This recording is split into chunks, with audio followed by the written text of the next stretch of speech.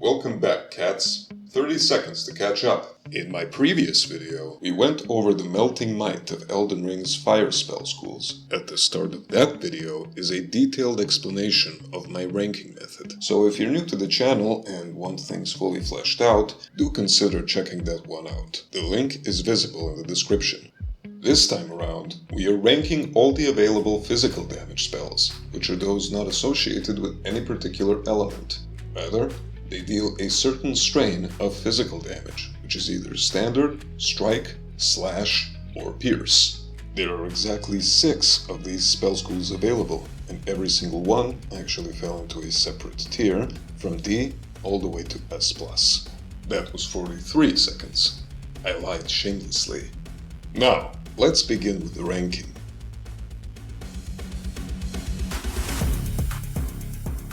Number 6. Crucible Incantations. Though beloved by many, and having 2 other elemental spells in their respective school, these incants do leave a lot to be desired when compared to some of the mightier bonk spells we will be seeing later on. Damage, 6 out of 10. Aspect of the Crucible, Tail, is capable of smashing any lesser enemy to pieces, but it starts feeling increasingly situational as you progress to more challenging areas of the game. In my experience, Thorns works best as a defensive repositioning move, since its damage is going to be quite bad like 80% of the time. It is, however, one of the few spells that deal pierce damage, and casting it at point-blank range while an enemy is attacking might net you some surprisingly solid numbers, since enemy pierce resistance becomes lower during an attack animation. Overall, the damage of these incants is comfortable, but never impressive. Utility, 5 out of 10. Horns makes for a very decent distance closer, whereas Tail gives you excellent hyper armor and thus trading ability, while also being capable of hitting enemies through walls. It also has the potential of dealing a massive 52 poise damage if both hits connect. Neither of these are a game changer, and there are comparatively better options on both fronts, but they do still perform admirably. RTS, 6 out of 10.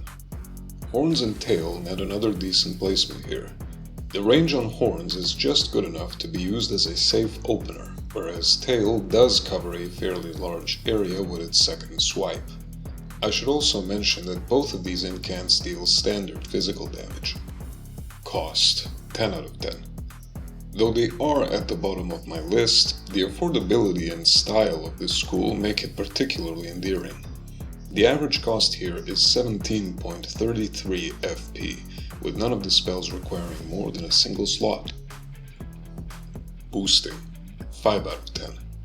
I never understood why the Erdtree Seal doesn't boost any of the spells from its school, as this would easily make many mediocre spells way more viable to build around. I suppose they were worried Black Blade is gonna break the game open like a tuna can. Regardless, the Crucible set and Godfrey Icon boost this school by 16 and 15% respectively, and since this pertains to every single physical spell that we are considering here, I believe 1 bonus point is warranted. Average score, 6.28. This puts the Crucible Incantations into the D tier. We still love it though. Number 5. Miscellaneous Incantations. These consist of 3 unique subtype incants and 1 sorcery. Roar of Rugalea is a derivative of Bestial Incantations. It does not get boosted by the Clawmark Seal or the Somber Cinquedea Dagger. Divine Bird Feathers and Divine Beast Tornado are both derivatives of the Spiral spell school added by the DLC, though they remain similarly devoid of any seal-based boost. The odd one out here is certainly the DLC sorcery, Cherishing Fingers. Being the only spell in the entire game that actually deals strike damage, I simply had to include it. I'd just like to draw your attention to the fact that there are 2 more sorceries that I didn't mention here that do deal physical damage. These are Mantle of Thorns and Night Maiden's Mist. Both of these spells are extremely niche and would only complicate things when getting to the boosting section of this particular school. For those reasons, I decided to exclude them from this listing.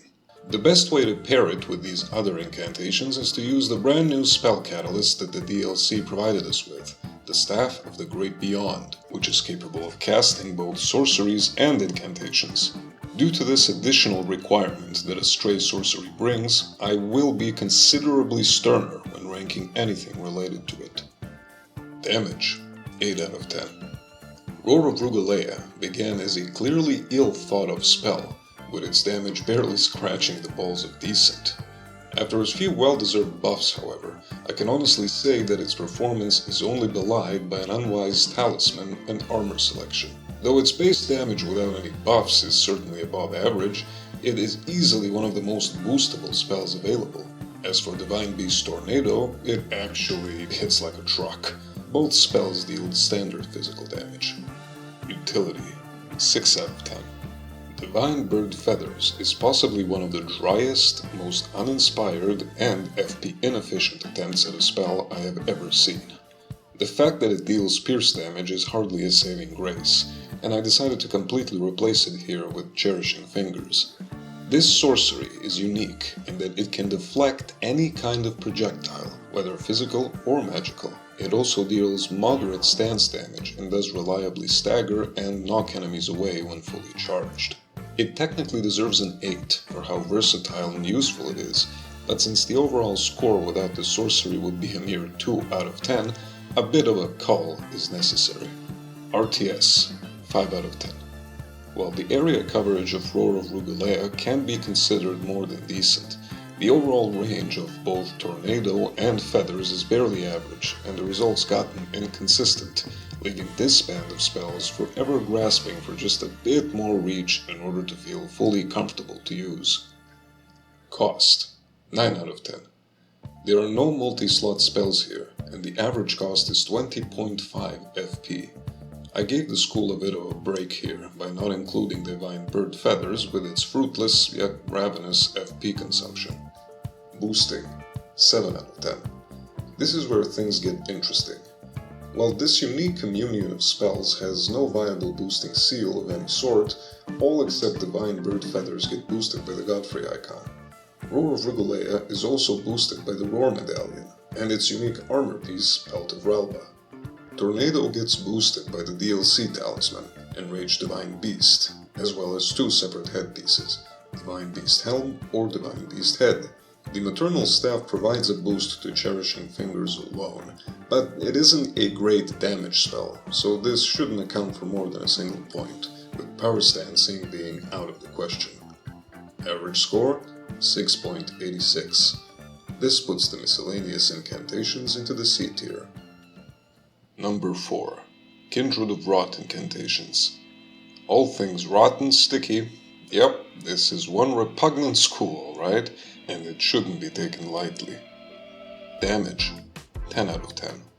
The constant possibility of inflicting the superior, stronger version of Scarlet Rot on the game's many enemies is a monumental boon.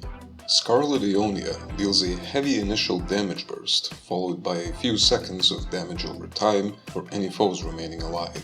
When facing larger enemies immune to the rot, you have the option of pest-thread spears, 2 slow-moving machine gun drills that will make short work of just about any such opponent standing in your way. All spells here deal standard physical damage. Utility, 4 out of 10. Poison Mist offers a unique benefit in dealing with the game's many field bosses without even having to fight them. And while this method is torrid and slow, it is undeniable that this tactic will be a major help to any newer players who wish to progress further without having to grind out an encounter they don't find enjoyable. Poison Armament does allow for some early game experimentation with the status effect, and may come in handy throughout Limgrave and some parts of Liurnia just by itself, while offering a modest increase in damage by stacking poison on top of Scarlet Rot. RTS, 7 out of 10. Pest-threads is a slightly weaker and more spammable version of its previously mentioned Big Brother spell, and offers very similar range, which can only be described as average. Rotten Butterflies is yet another DLC spell, and while it is incredibly unwieldy and slow to cast, it does cover a huge area and procs rot faster than almost any other source. The biggest issue this spell school has is dealing with nimble, hard-hitting enemies such as the Black Knife Assassins, Zamor Heroes, and so on. Cost, 6 out of 10. The average cost is 39.11 FP per cast, with Scarlet Ionia asking for a whole 3 slots. Boosting, 5 out of 10. This spell school does not possess its own seal, which actually doesn't harm its overall potential that much, since damage was never a shortcoming. The Poison Hand and Mushroom Crown offer extra damage buffs by way of equipment, whereas Kindred of Rot's Exaltation takes this even further by way of talismans, though it isn't a direct boost and does nets only 1 extra point. Pest-thread Spears alone does get boosted by the Godfrey icon. Average score, 7.0. This puts the Kindred of Rot incantations into the B tier. Number 3. Gravity Sorceries.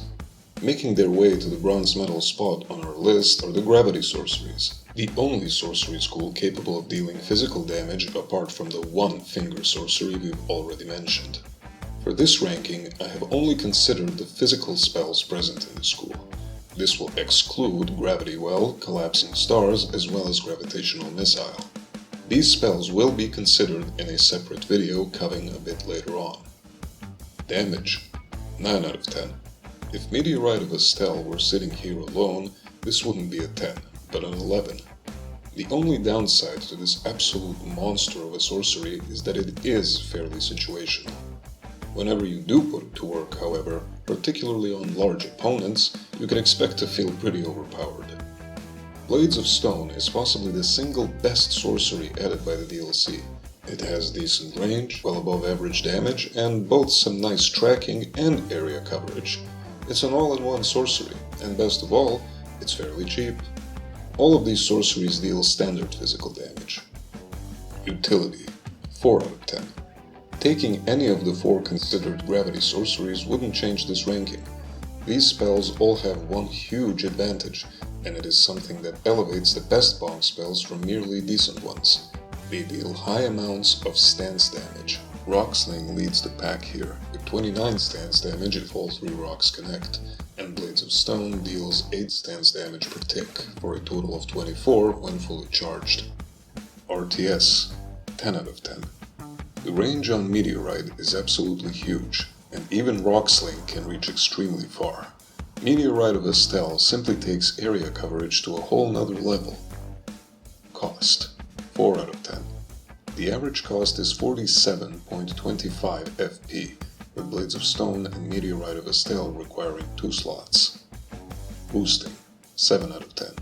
The Meteorite staff gives a hefty 30% boost to these sorceries, though it certainly shouldn't be power stanced since it cannot be leveled and thus falls off very quickly when compared to other staffs. Blades of Stone does get buffed by the Godfrey icon, and I'll give an extra point for Arrow's Reach talisman, since it increases the already excellent range of Rock Sling. There are no armor pieces or equipment to speak of. Average score, 7.57. This puts the gravity sorceries into the A tier. Number 2. Bestial Incantations. Never flashy enough to take over, always reliable enough to return to. That's possibly the single best way to describe the Bestial Incantations. While few of these incants are staple spells, they can all perform very admirably in a variety of situations. Damage, 6 out of 10. The Venerable Stone of Gurranq is possibly the most reliable projectile spell in the entirety of Elden Ring. And while the damage will never blow you away, its incredibly good chain cast, the fact that it staggers most medium-sized enemies and deals excellent stance damage to boot, makes it an excellent go-to no matter the build. Beastclaw is an interesting spell because it's the only one in the game that actually deals slash damage, while all the other spells here deal standard physical damage. And while Beastclaw can be fully charged to increase its potency, it will rarely outperform Stone of Gurranq by any meaningful margin. Utility, 8 out of 10. Bestial Vitality is an early game spell that will be blown out of the water in New Game Plus by things like Blessing's Boon and Blessing of the Earth Tree, but the fact that it's cheap, quick, and with very low requirements makes it an excellent stopgap measure for poison or rot, and it also does allow you to heal up in a long dungeon when every flask counts. Bestial Sling is far from the most damaging spell in the game, but the fact that you can keep the enemy's poise from resetting while running or jumping for only 7 FP and a measly 10 faith requirement is a major boon. RTS 9 out of 10. Stone of Rank has a tremendously long lifeline once you chuck it. With enough practice, it can become a kind of slow-moving sniper for fodder enemies. And while this opens up the possibility for some insane trick shots, you probably won't be using the spell this way very often, except for shits and giggles. Still, it is a valid trait of the incant, and will be considered with no bias. Urank's Beast Claw, on the other hand, is a relatively underwhelming spell, which does offer some very strong area coverage, even if its damage could certainly use a healthy increase. Cost 10 out of 10. This is the cheapest physical spell school in the entire game, with an average cost of a mere 13.5 FP, and no spells asking for more than one slot. Boosting 10 out of 10. While the school doesn't overflow with god-ending power, it does have a seal of its own, and it's a fairly interesting one. The Clawmark seal scales equally with strength and faith, and while its max scaling is only 340, it actually possesses a unique power increase which comes not just from power stancing, but also two-handing one of the seals. This will increase your strength stat by 50%, and at higher levels, bolster the power of your spells significantly. It will never beat out the Dragon Communion or Golden Order seal in sheer damage, but it will get surprisingly close while still allowing you to remain a mostly strength-based character. The Godfrey icon buffs Beastclaw alone, and Sequidea offers a flat boost to the power of the school if simply equipped in the offhand instead of another seal. Average score 8.28. This puts the bestial incantations into the S tier. Number 1. Dragon Communion incantations. To no one's surprise, I'm sure, the Dragon Communion is the clear winner of this contest. Whichever elemental or physical form they take, these spells will always be among the very strongest. Damage 10 out of 10. Bale's Flame Lightning is a spell that deals 36% physical, 36% lightning, and 28% fire damage upon initial impact, while also leaving a lingering hitbox that is 57% lightning and 43% fire damage. Given that much of an even split in damage types, it is possibly best grouped with purely physical damage spells, since boosting its elemental damage is an uphill battle by definition. Needless to say, it hits like a rhino on steroids, regularly outdamaging both Dragon Claw and Dragon Law, two popular staple spells. Exike's Decay deals standard physical damage as well, and is one of the most potent sources of Scarlet Rot. Utility 10 out of 10.